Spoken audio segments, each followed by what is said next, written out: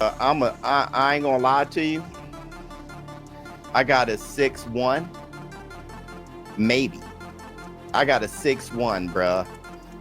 Good body shot from Forte. Good right hand from Forte, brother. Hey, let me run this by you. We prepared well.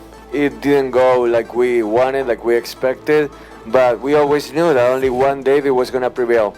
The only thing that's left is to learn from it, move on, and be better next time. The high-stakes clash between David Benavidez and David Morrell was nothing short of a war, keeping fans on edge from start to finish.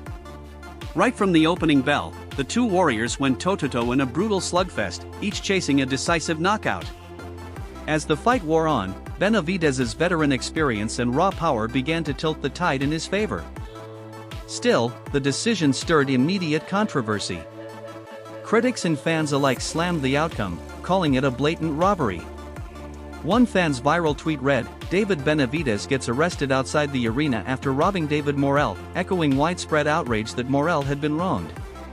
Gervonta Tank Davis also chimed in, shocked by Morrell's agility and slamming the referee in a now-deleted tweet, accusing him of bias that skewed the fight toward Benavidez. Renowned journalist Ariel Helwani praised the action, tweeting, "The Benavidez vs. Morrell fight was sick. Just as good, if not better than expected," subtly acknowledging the razor-thin margins. Analyst Capoza added that Morrell's late-round surge brought drama and clarity, suggesting the fight wasn't hard to score, with many feeling the Cuban did enough to win. Their animosity had flared long before the opening bell. Benavidez had shoved Morrell at the final media workout, prompting Morrell to hurl his championship belt at him, forcing security to intervene. Inside the ring, Morrell rocked Benavidez in round 4 with a vicious right hook that left the Mexican visibly stunned against the ropes. But Benavidez, showing grit and determination, clawed back with relentless uppercuts and forward pressure, pinning Morrell down in the latter rounds.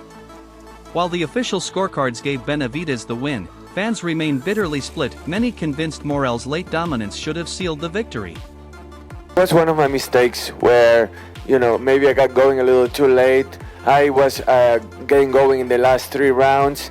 Maybe I should have done that earlier, but it's something to learn from, and something that happened in that fight that was a factor. 1 second, then Rafael here. David, I wondered, when we were leading up to the fight, there was a lot of discussion about your relative lack of professional experience compared to David. I know you had the great amateur background, he had so many more pro fights. It seemed like that was a factor because he was able to slow it down, speed it up, and do sort of what he wanted at a lot of the times. I wonder if you felt like that the experience level was maybe a little bit much for you. I'd actually like to hear Ronnie's perspective on that also. It was definitely one of the main factors in this fight where it didn't tilt the balance 100%, but it definitely was something that played a role in the outcome of the fight. Benavidez kept up relentless pressure on Morrell as the fight wore into the later rounds, showcasing his brute strength and an iron chin that absorbed everything thrown his way. By the 8th round, Morrell's earlier flair, his flashy footwork and showboating, had faded under Benavidez's non-stop assault. The pace was firmly in Benavidez's control, and Morrell looked visibly worn down, his energy draining fast. Heading into round 9, Benavidez appeared comfortably ahead on most unofficial scorecards, and although Morrell attempted to rally in the championship rounds with bursts of aggression, Benavidez remained calm, commanding the exchanges and luring Morrell into fighting on his terms. Then came a dramatic moment late in round 11. Morrell dropped Benavidez with a clean shot, injecting sudden hope into his corner. But the tide quickly turned controversial when the referee penalized Morrell a point for a post-bell punch, swinging the momentum back in Benavidez's favor and blunting Morrell's comeback. After 12 grueling rounds, the judges unanimously awarded the fight to Benavidez with scores of 115 to 111, 115 to 111, and a wide 118 to 108, prompting immediate backlash. WBA lightweight champion Gervonta Tank Davis slammed the officiating, alleging on social media that the referee's bias altered the outcome. Known as the Mexican Monster, Benavidez now stands at an imposing 29-0 with 24 knockouts, his reputation for pressure, power, and sheer toughness growing stronger with each bout. With sights set on becoming the top dog at super middleweight and a future showdown with Canelo Alvarez, Benavidez continues to bulldoze through elite competition. The bad blood with Morrell was no secret. Benavidez accused him of disrespect pre-fight and vowed punishment, which culminated in a fiery press conference where the two clashed physically, adding even more heat to a battle that lived up to the hype. David Morrell and David Benavidez are going to fight. Yeah. Is that a fight that you're... Oh, got it, yeah.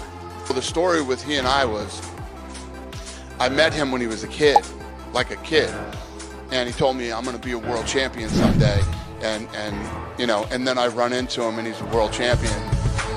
That's happened to me so many times, usually with MMA fighters, not boxers. That's when I was sort of kicking the tires of boxing, and yes, I will watch that fight, if that's the question you're asking. American from Arizona, from Phoenix, Arizona, debut 2013 through 2021. I think he is still fighting. His last fight most likely occurred in 2021. Oh wait, November 13th, he's got an upcoming fight versus Jose Uzcatagu, Colombian. But his last one took place March 13, 2021. 24, and we got another undefeated. On the other side stood David Morrell, the WBA regular champion, known for his slick footwork, explosive power, and high-level technical skills. With a spotless 11-0 record and 9 knockouts, Morrell has quickly carved out a place among the most promising talents in the super middleweight division. Though less experienced professionally than Benavidez, Morrell never showed hesitation. His hunger to prove he belongs among the elite was evident in every word and move. Inside the ring, his calm, calculated style earned admiration from fans and analysts, but it was his fierce mindset outside the ropes that truly made headlines. In the lead-up to their fight, Morrell made it clear he would not be intimidated. His bold refusal to shake Benavidez's hand at the press conference was just the start. He escalated tensions further by launching his WBA belt directly at Benavidez's head, sending a loud message that he wasn't there to play games. That moment encapsulated Morrell's fiery spirit. Confident, unshaken, and fully committed to showing the world he could rise to the biggest occasion, no matter the pressure or the opponent. Man, no secret for everybody that Benavidez were, you know Robocop? Here, that's it. Look, the Benavidez versus Crown. It's 12 round. This time is the real secret. I never fight Plan before. I think so Plan not have too much power for Benavidez. So he's the big guy. He's stronger too. So you have like the good lefts. You training hard. You have power. You have everything. Not nothing for you.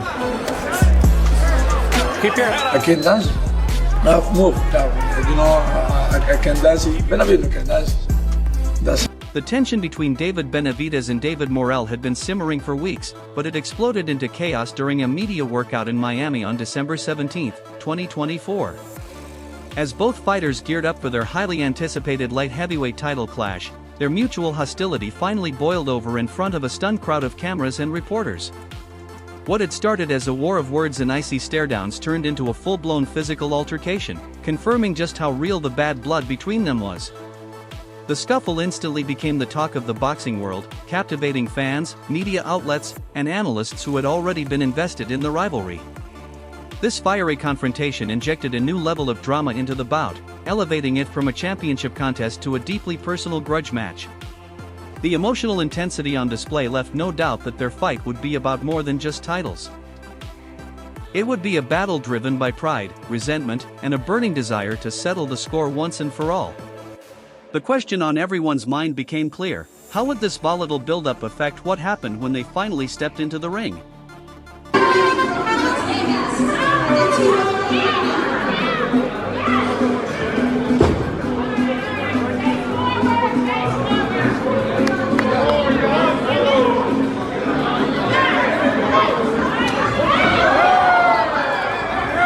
David Benavidez hasn't shied away from expressing the personal grudge he holds against David Morrell, bluntly stating, "He doesn't like me, and I don't like him."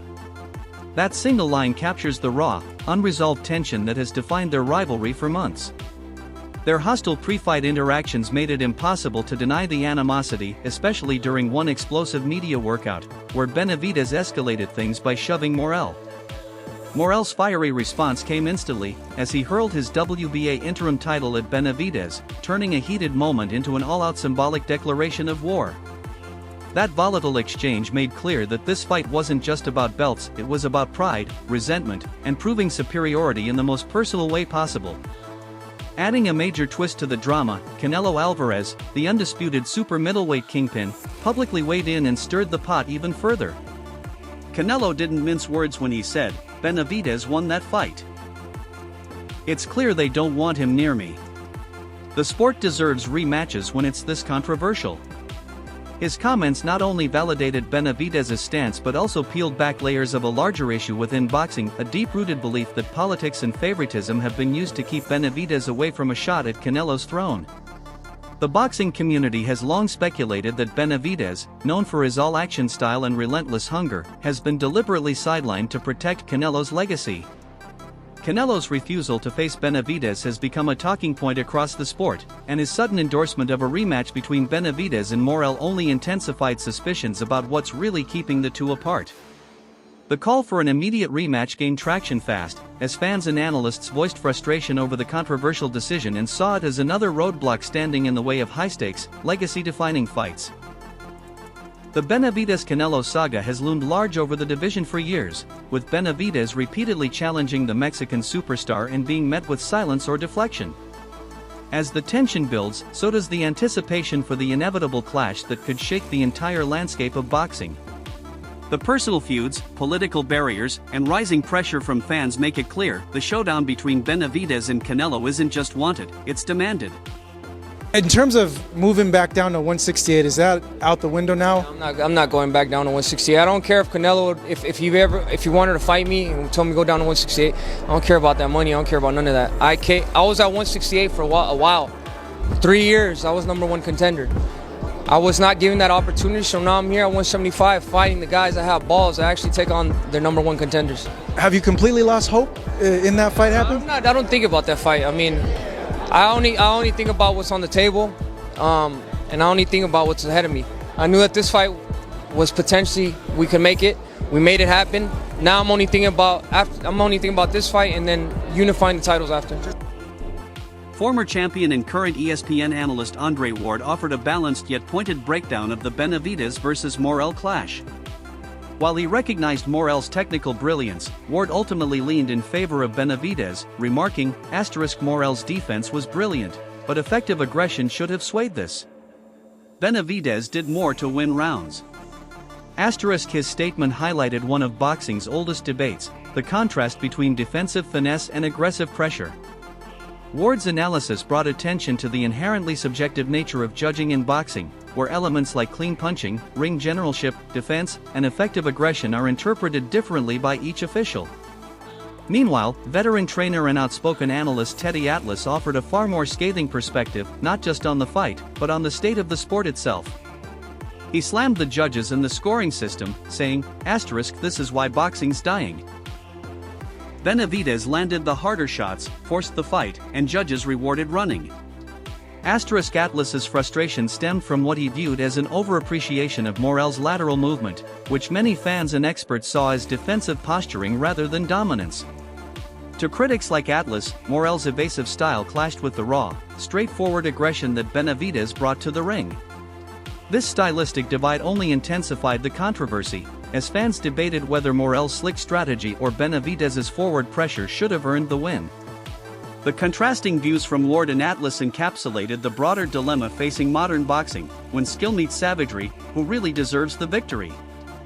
I think the purer puncher probably is Morrell for one shot. He's the less experienced guy, but he's got that Cuban background, with the amateur pedigree, over 100-something fights. He's got experience. Even though he's got a lot less fights professional, he's got experience. He hasn't fought the resume professionally that Benavidez has, so that's in favor of Benavidez. The experience, always important. But also the pedigree, like I said, where he comes from, Cuba, how, you come from that island that from the beginning when you first put those gloves on, it's all about becoming a world champ. You know, part of it is to escape the communist country, to get to a better life, to get to where you can pursue dreams, to get over here where you can become a world champion. And that is all there. But Benavidez comes from those bloodlines too, where it's all about with him and his father, you know, and his family. It's all about being a champion, staying a champion, being proud, representing yourself in and out of the ring as a champion. The power. Both guys are known for that. The controversy surrounding the Benavidez versus Morrell fight only deepened as major media outlets like the ring and boxing scene released their unofficial scorecards, both heavily favoring Benavidez. Their assessments echoed what many fans had seen, a fight where the official judge's decision seemed out of sync with both the stats and the story unfolding in the ring. Social media exploded in outrage, with the hashtag robbery trending worldwide. Fans drew parallels to some of boxing's most notorious decisions, accusing the sport of once again failing its audience. Behind closed doors, Benavidez's team acted swiftly, filing official appeals with the WBC and WBA, though seasoned observers know such efforts rarely lead to overturned results. Meanwhile, Morrell's camp, while publicly open to a rematch if the financials made sense, found themselves increasingly under fire. What should have been a career-defining victory was now mired in controversy, with accusations of injustice eroding the legitimacy of their win. The initial celebration was quickly drowned out by skepticism and backlash, as fans, fighters, and analysts questioned whether the decision reflected the actual flow of the fight. The narrative shifted rapidly. Instead of solidifying Morrell's standing, the outcome left a bitter aftertaste and cast long shadows over both fighters' trajectories. The ripple effect stretched far beyond just one bout. Benavidez, who had been positioning himself for a massive showdown with Canelo Alvarez, suddenly found his path clouded by uncertainty. The controversial nature of the loss didn't just stall his momentum, it added another layer of political complexity to an already elusive matchup. What once seemed like an inevitable blockbuster now looked increasingly doubtful, as the boxing world debated whether Benavidez had been wronged and how that injustice might further delay or derail a long-awaited Canelo clash. For Morrell, the damage was more subtle but no less significant. His undefeated record, once a source of pride and validation, now carried an invisible asterisk in the court of public opinion. While some still believed he had done enough to win, a growing segment of fans and pundits saw the decision as flawed, if not outright illegitimate. The win, rather than propelling him to the top, left questions lingering about whether he had truly passed the test that would cement his status among the elite. The fallout from this bout extended well beyond the final bell. It wasn't just about one controversial decision, it became a flashpoint in boxing's ongoing struggle with credibility. The fight's aftermath cast doubt not only on judging standards but also on the broader mechanisms guiding matchups and title opportunities. For Benavidez and Morrell, the road ahead now includes navigating public perception, promotional politics, and the demands of a fan base increasingly tired of injustice. I definitely made a lot of mistakes that left me exposed to getting hit more than I wanted. Next question. David, I wanted to ask you a couple things. When it comes to a rematch, is that something that you'd like to wait maybe a couple years for before you jump back into it? And then if you can also elaborate on the difference in body shots. It doesn't seem like you really paid a lot of attention to the body like he did. Next question. I'm not gonna wait like 3 years. That will be a long time. And as far as whether he wasn't looking for the body enough, that maybe that was the case. Yes, where I felt that I should have looked for the body more, but in that sense, you know, he was heavier than normal, and it wasn't like he was hitting me that hard either, where like I wasn't feeling his punches a lot more than he was feeling mine. With pay-per-view numbers topping an impressive 650,000 buys, the Benavidez vs. Morrell showdown proved that both fighters possess serious star power, turning their rivalry into a must-watch event. The strong commercial success has made the demand for a rematch not just likely, but financially unavoidable. Even as Benavidez hints at a possible move to light heavyweight, the calls for justice in the wake of controversy continue to echo across the boxing world. Whether the sports power brokers answered the call or let the storm pass could determine not only the legacy of this fight but also the faith of a fan base already growing skeptical of boxing's integrity. In the aftermath, David Morrell displayed professionalism and sportsmanship, expressing disappointment in the decision but giving credit to Benavidez for his performance. He acknowledged the adversity he faced in the ring, noting Benavidez's relentless pressure, and emphasized his own toughness in enduring it. Morrell vowed to learn from the experience and return stronger, framing the loss as a critical step in his evolution as a fighter. Benavidez, on the other hand, walked away with more than just a win. He solidified his grip on the division. By successfully defending his interim WBA light heavyweight title and capturing the WBC light heavyweight championship, Benavidez sent a message to the entire boxing world. His high-volume attack, punishing body shots, and unrelenting pace systematically wore Morrell down across 12 grueling rounds. Though Morrell showed moments of skill, timing, and grit, Benavidez's sheer physical dominance and non-stop aggression ultimately proved too much for the Cuban to handle. Benavidez entered the fight with supreme confidence, and his dominant performance validated the hype surrounding him. His victory didn't just reaffirm his supremacy in the super middleweight division, it positioned him as a serious threat at light heavyweight. His powerful mix of aggression, accuracy, and resilience further cemented his reputation as one of the most dangerous fighters in the sport today. Beyond the personal vendetta, the fight's outcome carries massive implications for the future of the super middleweight landscape. With this win, Benavidez has added major momentum to his relentless campaign for a blockbuster showdown against Canelo Alvarez.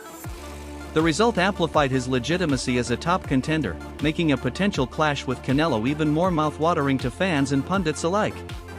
If Benavidez's dominant showing against Morrell wasn't enough to earn a seat at boxing's biggest table, it's hard to imagine what more he can do. The stage is set, the world is watching. There's a huge demand for this fight, David Morrell and David Benavidez. For me, though, I never had a huge demand for it, because I think it's a bit early for Morrell. And when you look at his last fight, Riyadh season, David Morrell didn't look that good. But a lot of people don't think David Benavidez looked that good against Boston. I thought he looked great. I just thought he gassed out, but I thought he looked phenomenal. This fight, though, reminds me a bit of how they moved along Vargas. Remember when Vargas fought Trinidad? People wanted that fight until they saw it. He was a little too young, and he was showing a lot of promise, but I think they moved him along too quickly. Don't be surprised if David Benavidez give him a boxing lesson. David Benavidez, I think he's going to show some movement, shoot the jab, be busy. I think Morrell has a puncher's chance, and I think it's a phenomenal puncher's chance because he's so athletically gifted. Benavidez and David Morrell, right? This is the type of fights boxing needs. Two young fighters, great fighters in their division. They moved up to 175. They were at 168. The fight wasn't made there, but 175, David said, you know what, let's make this fight happen. The first few pictures, it looks like David has some weight to take off. He looks like the Tyson Fury of the 175, but that doesn't matter, right? It's all about your fighting technique, your fighting style. I think David Morrell has a great opportunity to showcase his skills, but I don't think it'll be enough to beat a David Benavidez. I think David Benavidez has a little bit too much power and too much combinations for David Morrell. David Morrell hasn't, fought anybody that is maybe top 2, top 3. David Benavidez has been in there with Caleb Plant, has been in there with some good fighters. So he is coming into the fight the favorite. But let me know what you guys think of that fight, all right? Let me know what you... Had David Morrell secured the win, it would have launched him into boxing superstardom, firmly validating him as a true powerhouse in the super middleweight division. Though the loss marks a setback, Morrell's performance revealed flashes of brilliance and unshakable resilience, leaving no doubt that his future in the sport remains bright. His technical skill, poise under pressure, and ability to challenge one of the division's most feared fighters proved he belongs at the top. As the super middleweight division continues to heat up, both Morrell and Benavidez remain central to its unfolding story, each representing a unique and compelling threat to the championship hierarchy. The fight was far from one-sided and carried plenty of risk for Benavidez. In the early rounds, Morrell rocked him with a sharp, perfectly timed power shot that left the unbeaten Mexican-American visibly rattled. Later, in a stunning turn during the 11th round, Morrell delivered a clean knockdown that electrified the crowd and momentarily swung the momentum his way. But the tide turned again in seconds. As the round ended, Morrell threw a punch just after the bell, prompting the referee to issue a controversial point deduction. The call ignited immediate backlash from fans, fighters, and analysts, many of whom believed the punishment was harsh and significantly altered the final scorecards. Adding a heartfelt touch to the post-fight celebration, Benavidez was joined by his young son, Anthony, whose excitement and pride lit up the moment. Beaming with joy, Anthony mirrored his father's movements, showing off his own boxing skills in front of the cameras. The crowd embraced the moment, as Anthony's playful shadowboxing brought smiles and a sense of legacy to the event. His admiration for his father and the joy of sharing in the victory spotlight underscored the personal side of Benavidez's triumph, turning a night of high-stakes drama into a celebration of family, pride, and perseverance.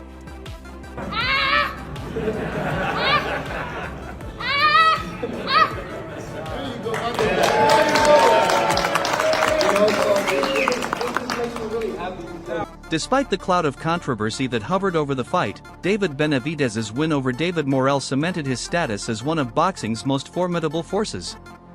This victory didn't just add another name to his list of conquered opponents, it delivered him the WBA regular title and the WBC interim light heavyweight belt, officially launching him into the light heavyweight spotlight. While Benavidez had long pursued a dream matchup against Canelo Alvarez for super middleweight supremacy, his recent triumph has redirected his trajectory. With new gold in hand and momentum on his side, Benavidez now sets his sights on even greater stakes, a potential clash for the undisputed light heavyweight crown later this year. The bout against Morrell was no walk in the park, it tested every ounce of Benavidez's resolve. He overcame a shaky start that saw him staggered early and even knocked down in the 11th round, moments that could have derailed a lesser fighter. But true to his reputation as the Mexican monster, Benavidez responded with relentless pressure, punishing body shots, and an overwhelming work rate that gradually dismantled Morrell's rhythm. His ability to recover from adversity and dominate down the stretch demonstrated the depth of his championship pedigree and his ever-evolving skill set. Adding to the fight's tension was the referee's highly debated decision to deduct a point from Morrell after a late punch at the end of the 11th round. Though the call sparked outrage from fans and analysts, it ultimately did little to change the outcome. Benavidez's command of the later rounds and control of the pace left little doubt on the judges' scorecards. With this win, he turns the page from super middleweight ambitions and opens a new chapter as a legitimate force in the light heavyweight division. While a clash with Canelo may remain a long-term aspiration, Benavidez's present is filled with even bigger possibilities. Ones that could define a legacy. As he continues to rise, the boxing world watches closely, eager to see where his relentless pursuit of greatness leads next. Yeah, I feel really good, man. I knew it was going to be a hard fight. That's why I trained extremely hard. You know, we're talking a lot of shit, but at the end of the day, we sold the fight. You know, a lot of people want to see, a lot of people bought pay-per-view, and it was a great fight. You know what I mean? I think I showed what level I'm on. You know what I mean? I don't know what percentage I landed at, but I landed a lot, you know, against a great fighter. What'd you say? 41 is pretty good. That's really good. And I don't think I got hit that much either, you know what I mean? So I think that just shows what level I'm on, fighting with great fighters like this. And I'm just excited to keep putting on great fights like this, you know, calling out the best fighters and fighting with them in big arenas like this. You know what I mean? This is what I made for. We want to hear what you thought about David Benavidez's showdown with David Morrell. It was a clash between two top-tier talents, each known for their power, precision, and relentless fighting styles. Did Benavidez's game plan impress you? How do you rate his ability to adapt and overcome the early challenges Morrell threw his way? Was his performance everything fans expected, or did you spot areas where he could have stepped up even more? Whether you were blown away by his resilience or think there's still room for improvement, we'd love your take. Share your thoughts, hot takes, and predictions in the comments. Let's keep the boxing talk alive.